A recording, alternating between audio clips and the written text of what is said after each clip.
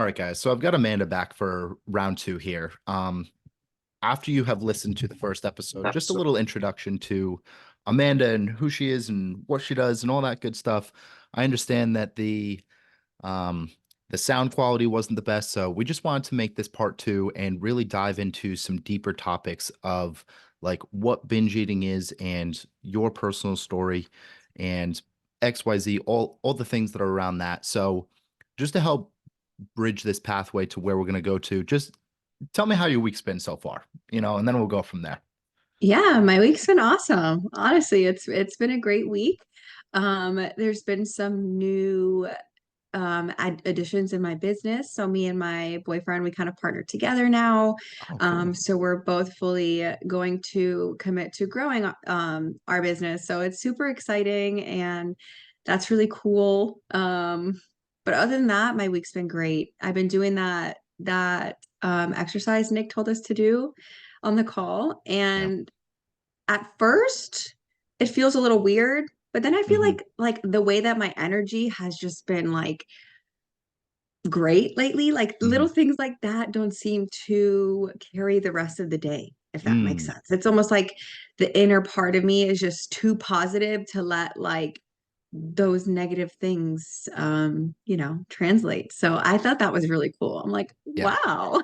Yeah. Go It was me. it was interesting for myself because like I had done that exercise where basically we're writing out like for 3 days of like a reflection of the day, but in the morning of like everything that went wrong. And then 3 days of neutral, 3 days of positive, and then like redoing that cycle. Um, for me, it was weird because like I was supposed to be a guest on a podcast yesterday, and like in the morning I wrote out, oh well, we won't be able to do it, or like I'll have like I'll just botch the questions and XYZ. And then what ended up happening was for like 40 minutes, like the connection on their end was just on and off, and we never got a chance to do it. Like they kept like Oh, you kicking them. manifested Yeah, that. they kept like kicking themselves out of the Zoom. Like their internet No. went down. So it was just something we had to reschedule. But I was like, Yeah. this is weird. Like, Yeah, I would have messaged Nick yeah. and be like, "What did you Yeah, yeah.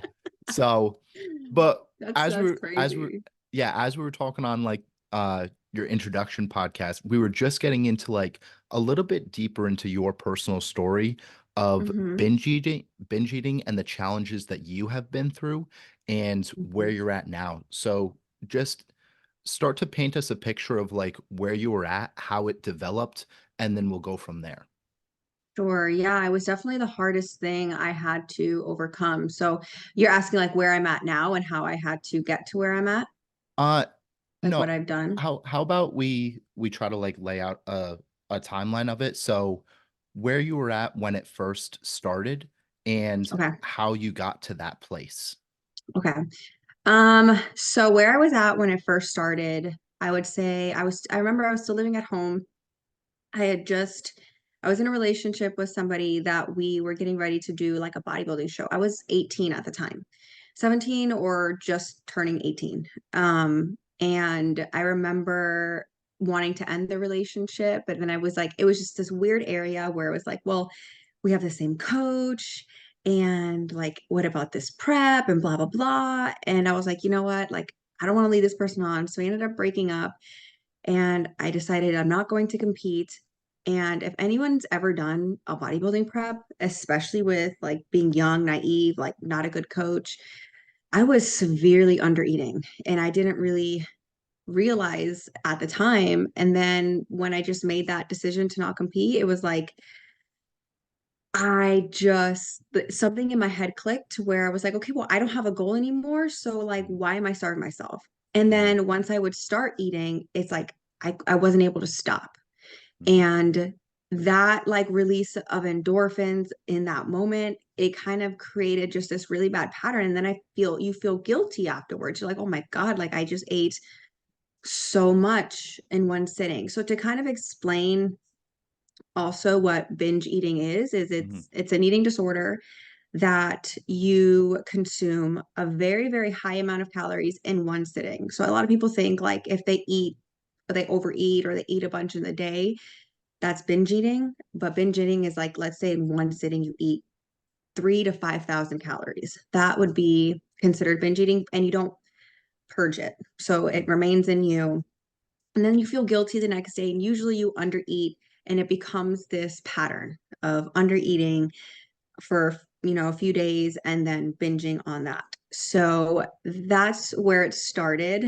Um, and it lasted me for, I want to say, like maybe 4 to 5 years. Sometimes times were worse, and sometimes I went times maybe only one binge a week. But mm, then there were really bad times where I would binge, 3 to 5 times a week.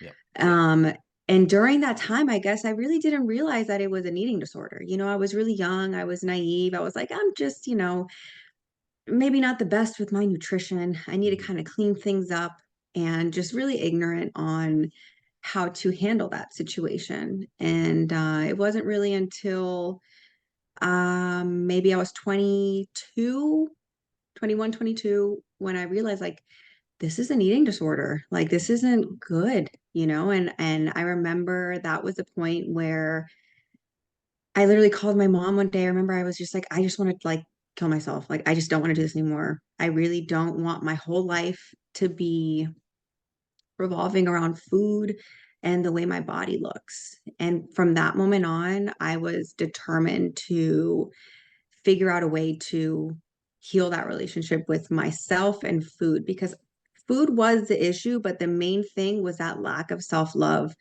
towards myself and how I looked, for mhm, sure. yeah. Um, I think that I a think. lot of people have something similar, possibly just not to the extent that you may have been through this. Mhm. So, especially while you were going through it, you already touched on it, but how was your relationship just with yourself like during that time? And then where is it now in terms of Mhm. like your body and the self-love and like like where was it? Where is it now? And then how did it start to shift? Right. So yeah, there's definitely levels to the severity of binging, and that's, I think, um, obviously it's never great for any, but the severity is, it varies. But that lost my train of thought. Can you repeat that question again? Yeah. So, relationship with yourself when you were going through that, and then relationship with yourself now, and then what was that shift that had to happen? So, oh man, my relationship with myself, if I could go back in time and just give myself a hug, like I feel like I would hug her for like 10 minutes straight, because I like look back and sometimes I will cry because I'm like, I cannot believe I would say things like that to myself. I would, anytime I looked at myself in the mirror, it was never positive. It was, this doesn't look good. You're fat here. Look how your arm jiggles when you do this, or wanting to cut my belly fat off, and just always wishing I looked more, like how a lot of the girls I was friends with look, thinner, just healthier, and not obsessing about their bodies. I think that was like the main thing that I beat myself up about. Is like, why do I care so much about how I look? Why can't I just be normal? Mhm, Why do I have to pick myself apart? And then that made me pick myself apart even more. And it was just this endless cycle of negativity towards myself. And transition where I'm at now is completely 180 from then. But it took a lot of being intentional with the way that I think, and almost like bullying that version of me. It's like okay. kind of like, hey, what are you doing? Like, why are you bullying? Why are you saying that about yourself? And of course, it's always trial and error and learning yourself, and what you need to nurture yourself. And now when I have those negative thoughts, I question them. If I have a thought of like, damn, like, ugh, I don't really feel comfortable in this outfit. I'm feeling kind of like, I'm just like, but you look cute and it fits you, Mhm, and it's kind of like I purposely challenge myself, because once I'm out and I'm not looking at myself, I feel fine, I feel confident, I feel happy. So I think they're just feelings that you don't necessarily need to listen to. They're just Mhm. feelings that come and they pass. But back then, that wasn't necessarily the case. Um, and the first thing I did to transition into that is just stop the binging. Mhm. And the way that I stopped my binging back then, I wouldn't recommend necessarily to somebody today, but Mhm. I didn't have a good support system and I didn't have a coach to, teach me about nutrition and understand that it's okay to eat more food Mhm. and um the all the details that kind of go into that. So the way that I went about it was a lot. I mean, it helped in the end, but it was also very challenging for me in that time because it almost got worse before it got better. Mhm.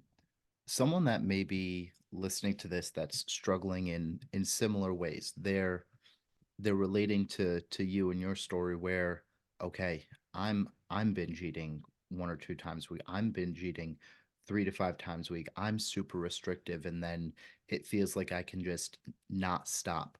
What is their first action step to take? So I would say the first action step is, let's say I had somebody come to me, I would figure out what is it that they're doing. Are they, like in my case, I was wanting to be a bodybuilder, Hmm. in somebody else's case, maybe they just really, really want to be skinny and they're under eating. So they're dieting really hard, restrictive dieting. I would figure that out first. And then if they are, wanting to compete, that's something that I would probably just have an honest conversation with them about. And a lot of people don't understand the sport of bodybuilding. I think they get Hmm. into working out and they think like, oh, well, bodybuilding's the next step. And they don't really think of the repercussions that can come from it. And while it's a really cool sport, there are a lot of cons to it. So having that conversation with them is like, is this really what you want to do? And if it is, maybe putting it off for some time while you heal this relationship. But an actionable step one, stop dieting. Stop dieting. Let's figure out how we can get you to eating more food and incorporating foods that you would typically binge on or Hmm. foods that you enjoy. Because what usually happens is people restrict those foods. They don't eat the cookies, they don't eat donuts, they don't eat ice cream, they don't eat burgers, they don't eat pizza. So let's say they're having a great day and then they eat one cookie. Now they're just spiraling. Okay, so how can we implement a cookie into your day? How can we implement a slice of pizza maybe a couple times a week? Hmm. The main thing is usually what, from my experience, is the restriction of food. So implementing those foods into their diet in a intentional, controllable way to kind of avoid that binge. Hmm. Yeah, I think like a lot of people, what tends to happen is they have that avoidance type of mindset where it's different when you're someone that's prepping for a show, XYZ, like, but for the general population and healing your relationship to food, when you are trying to avoid something, that's when it makes it so that when you finally do have it, you just go crazy, you know? Hmm. So, one thing that I do want to touch on here, though, is your, like, especially women now getting into the sport of bodybuilding or like looking at their friends and their body is different than others. There's a lot of comparison to happen. I think it would be helpful to hear how to not necessarily stop comparing yourself to others, but the downfalls of comparing yourself to others and then how you have gotten those thoughts to not show up as much for yourself. Yeah. So comparison is, I feel like, that's something that's a constant battle for people because even when you don't feel like you compare yourself, you catch yourself every now and then. You're like, oh, wait, hold on. No. So first thing that I did was I compared myself a lot to other girls on social media. Mhm. So what I did is follow more pages of the things that I want to see and unfollowing the pages that I constantly felt myself comparing myself to. and understanding and realizing that I know it sounds so cliche, but nobody's the same. And comparison really is just like it's self-sabotage. It's Mm, you're just snatching that joy you have away. And I think that people, they don't understand that feeling of being confident and not comparison. So as soon as they start to feel that, they're going to downplay it. They're going to get on social media and be like, oh, but this person, has abs, or this mhm, person, squats 225 instead of for 5 for 8, mhm, like they're stronger than me. Like I constantly have to get better, and realizing that you are the only person you need to be celebrating. mm, And if that means you need to maybe stop hanging out with certain people and stop following certain people while you're healing that part of you, that's really important, especially nowadays with social media being the main thing that we're consuming all of that mhm. from. Yep. I think that that would be the first step, is stop following the people you constantly compare yourself to and start following and being more intentional with who you follow on social media, Mhm, because social media can be your downfall, or mhm, social media can skyrocket you into the direction you want to go. But it's all about how you use social media. mm. I'd love to hear, just going from there, what role does social media have in your life now? Education, Okay. education, Okay. empowerment. I mean, I occasionally doom scroll. I get on dog Mhm. talk a lot. I mean, dog TikTok a lot. Um, but as soon as I start to like, I'm aware of like, okay, I'm just mindlessly scrolling, Mhm, I'll put my phone down, take a break from it, and start another activity. But with just the direction I want to go in terms of just personal development growth, I that's my intention behind social media. And something that I struggle with more so now today, being an entrepreneur, starting my own business, is I feel like you already know what I'm going to say, imposter syndrome. mhm, And so in my head, I'm like, the only way that I can combat that, we know imposter syndrome is that fear of maybe lack of knowledge and mhm, not knowing everything in your field. I'm like, the only actionable step I can take with that is just making sure I'm being intentional with learning, mhm, and so that was a step that I took for that. So if, let's say, you lack confidence in going to the gym, or you lack confidence in the way you dress, there's always actionable steps to take to for those things. mm, And on social media, maybe follow people who um you know do outfit ideas, or follow people who, whatever it is that you lack confidence in, to yeah, educate you on those things, yeah. is how you can use social media to better yourself. Mm.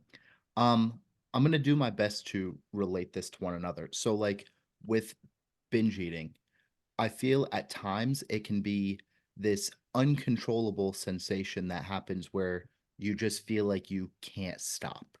And Hmm. then the same thing with scrolling on social media, where Mm, an hour, 2 hour, 3 hours go by and you feel like you just can't stop. Like you continue to pull out your phone, pull out your phone, pull out your phone. hmm. So correlating those two together, like I feel like they're the same. Do you think that we can use the same practices in terms of like identifying your relationship to the two in order to manage both of them?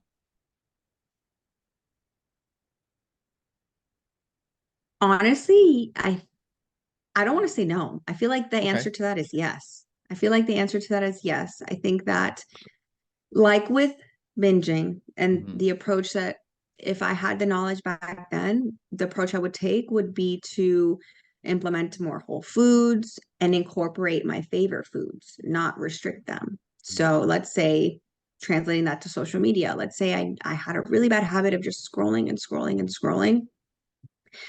I would follow more pages that are informational, educational, or Hmm. just benefit me in the ways that I feel I need, and follow less accounts that keep me scrolling, and maybe limit the time that you spend on the reel tab. Mm, And then maybe you can time block or set a certain amount of time a day that you scroll.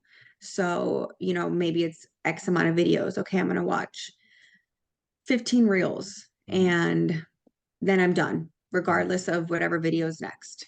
Or if you want to spend 20 minutes scrolling, and after that, when the timer's done, you're done. mhm, Whatever the time is that you usually scroll, I think slowly decreasing back on that.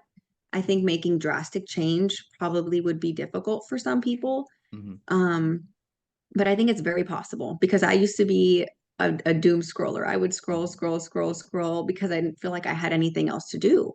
Okay. But now that I have done a lot of work and know that my life deserves better and I want to be successful, I know that that's not something that successful people do. Mhm, So that was just something I also had to kind of come to terms with as well. And becoming a better person and doing the better thing for you is never easy, mhm, and I think that that's kind of also what people have to understand is like making change is going to be hard and you're going to be resistant to it. You're going to want mhm, to go back to being comfortable. You're going to want to go back to the scrolling because it's scary changing. mhm, It's scary becoming somebody you've never been before. mhm, So I think that that would be my advice is just, being more intentional with the time that you spend scrolling and instead of maybe at first taking away, start adding. So changing your algorithm, adding more people to follow that benefit you in educational ways or things that you want to learn. mhm. Um, I'm gonna challenge you a little bit here, if that's all right. Okay. So, do you think you're successful now? Honestly, from where I was, yes. Like Okay. Okay. I was just talking to my boyfriend about this the other day and Mhm, I know Nick is just our mentor and he's always mhm, like, I don't do nothing for you guys. You guys do everything yourself. And it's so true. mhm, But just the exercises that he's provided us, I have gained so much more awareness of myself and how much of an issue and how I was the main toxic person in my life to why I wasn't happy and why I was miserable. mhm, And just that awareness, you can change so much. You're able to understand like, okay, I'm the reason that this isn't working. This is what I'm doing that I can change to help with this. And just my energy, the way that I look at coaching now, the way that I look at, you know, being a leader one day to employees is like excitement. It's like happy. It feels good instead mhm, of the opposite where before I was like always dragging myself down, you can't do it, and just a more mindset of like, well, what am I going to get out of that, mm. and so just how much my mindset has changed around it, I feel successful. I feel, I guess how Nick would say, wealthy. Yep. you know Um, I also am curious because you've worked with so many women and women primarily, right? hmm And so, what do you think women need the most right now?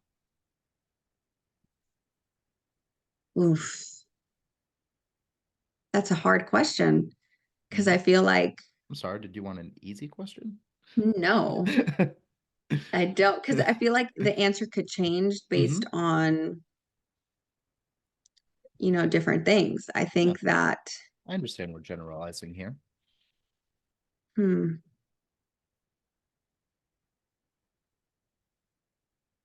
dang, what do women need? I think they need courage. Okay. I think that women have a lot of fear. Hmm. And I think that they let that dictate their decisions. Hmm. And a lot of women feel like they live small. Hmm. And that's mostly because of fear. And I know because I mean, I'm still scared. I still fear Hmm. things, but I let that fear drive me now. If it's scary, I'm doing it. I'm Okay. doing it because I know I'm going to grow. And Yep. I think that's the case for a lot of women that, we get judged for being powerful. We get judged for being successful. We get Mhm. judged for, pretty much anything. And I think that that puts that fear of being judged. And so they're like, well, I'm comfortable being small because then I'm not judged. Then I'm not having to, feel that fear. So if any woman's listening and they're resonating or they're wanting to grow and they have that fear and they feel like that's what's holding them back, like in my head constantly, I'm like, just do it scared. Like, do Mm-hmm. it scared, do it scared, do it scared. Let it drive you. If it scares you, it's probably because you need to do it. Mm-hmm. Um, I think that's a great point, and like using fear, because without fear, you wouldn't be able to have courage. So Hmm. you need both. And so like repeating to yourself just like do it scared, do it scared, do it scared, and there's a fear of judgment from others. Um what's the best way just to get out of like fear of judgment from others? Because this Ugh. is like such a big like theme for us, even just like chatting thus far. Like it's a lot Hmm. of just everyone else comparison to others, but judge from others. Like, how can you find a little bit deeper within yourself as opposed to looking outside, looking outside, looking outside? So that's a tricky question as far as like Mm-hmm. looking internally. Like I was going to start off by saying like, you know, I want you to find a good video on Instagram of somebody, adopting a dog from the shelter. Got him a new home. Mm-hmm. They got him this amazing food. But there's going to be people in the comments talking shit, Mm-hmm. right? And then you go into a video of, a bad video, maybe somebody, you know, they're not doing great. And Yeah. maybe there's tons of people like praising them or they're like, no matter what you do, Mm-hmm. people are going to judge you. They are Mm-hmm. going to say things. And so, do you want to live your life for other people? Like, are you going to regret not doing this thing? And Mm-hmm. if you are, then that will kind of just, tell you the answer. I Mm-hmm. think that it's a hard. Now when it comes to like more internally, I would say, kind of like that. Like, do you want to live your life for other people or do you want to live your life for you? Do you want to feel that fulfillment, that wholeness, that alignment, that confidence that you trust yourself to do the things you want to do, say the things you want to say, and own it and mean it? Mm-hmm. Because regardless, if you stay the way you are now and post about it, people are going to judge you. Or if you be your true, authentic self and post it, people are going to judge you. Mm-hmm. Now to bring this full circle in a sense with binge eating, and this is how I want to tie this in. I think that there can be a certain amount of shame that happens when you're binge eating and you're not telling someone. And then when you want your there's like a resistance to going and asking for help because there's a fear of judgment. Mhm. So, how can someone get over that hump and ask for help? I think at first it'll take having that awareness that you need help. Hmm. And for some people, it really takes hitting rock bottom. And that might look different for everybody. For me, this is the first time I'm ever saying this publicly, but it was eating out of the garbage. Oh, Like that okay. is, I think, by far the worst thing. And I can laugh about it now. Hmm. It's not funny, but it's something that I'm like, wow, like that. I really had to hit rock bottom for me to be like, yo, this is not normal. This is not Hmm. okay. I need help. Hmm. And I think for some people, it takes that. I think for some people, having a good support system and talking yourself through it, like, who can I talk to? Who do I know that I can share something so vulnerable and they're just going to offer me space to just listen? Hmm. They might not, excuse me, they might not be able to offer me advice, but they can listen. Hmm. And even just that is a first step in the right direction. Because asking for help is hard, but this Hmm. is your health. This can cause diabetes, hormonal, like just fucks with your hormones, fucks with your Hmm. metabolism. So at that point, I think it takes that. And if you don't have that support system, maybe you're alone, maybe you don't have friends, maybe you don't have family or anybody Hmm. reaching out for help, maybe, you know, it doesn't even have to be in person. I know like they offer a lot of like therapy online now where you don't even have to show your face. You can just talk on the phone. And I think even just starting there and just Hmm. like maybe not even ready to accept advice, but just telling somebody this is what I'm going through Hmm. and them being able to validate how you feel Mhm. and that what you're going through is common and what you're going through is, you can get help and you can get better. It's like a whole weight just gets lifted off of you. You Mm. don't feel alone. You don't feel in the dark. You may still feel that guilt and you may still feel that shame because it's not like once you ask for help, you stop binging or you stop feeling what you're feeling, Mhm. but you feel a little less lonely. And I think that just that feeling helps a lot. Just having somebody to either relate to or talk to. Mm. Yeah, I think that the like exactly what you're saying, where that weight can be lifted off by just you sharing it, is a lot more powerful than people think. You know, Hmm. when something's weighing on you and you know it's weighing on you, but as soon as you just like say it, sometimes it not resolves it, but takes that weight away. And so that's one of Yeah. the biggest things for sure. Hmm.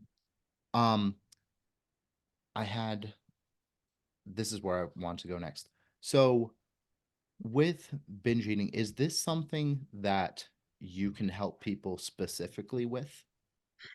So I obviously as an online fitness coach, I that would technically be out of my scope of practice. And Hmm. this kind of goes back to like the severity of the binging Hmm. and just through conversation, understanding that this is something deeper than just food restriction.